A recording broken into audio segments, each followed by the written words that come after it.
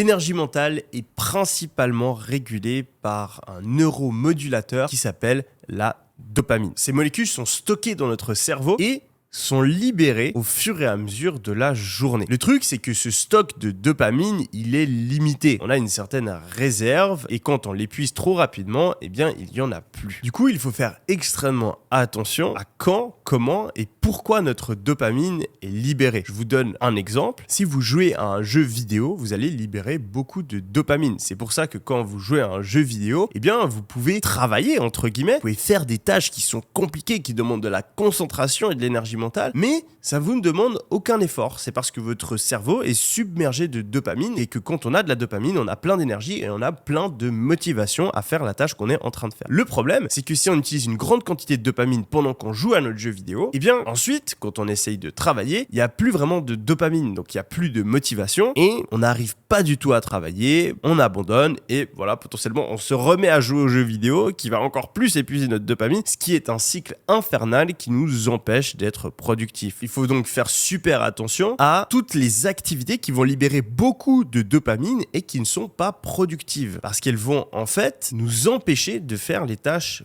productives. Pire encore, elles vont créer un gros contraste. En effet, le cerveau fonctionne de manière relative et donc s'il y a des activités qui sont très intéressantes qu'on fait dans notre journée, automatiquement, les activités qui sont peut-être un petit peu ennuyantes vont devenir très ennuyantes. Si on fait l'inverse et qu'on retire toutes les activités qui créent une grande libération de dopamine, on aura plus de dopamine dans notre cerveau, donc ce sera plus facile pour lui d'être motivé à faire des choses difficiles. Et en plus de ça, ces choses difficiles deviendront même appréciables. Un exemple que je connaissais malheureusement pour moi très bien quand j'étais plus jeune, c'est que quand j'allais chez ma grand-mère, il n'y avait pas de Wi-Fi, il n'y avait pas de télé, il n'y avait pas d'ordinateur, il n'y avait pas de PlayStation, il n'y avait pas de téléphone.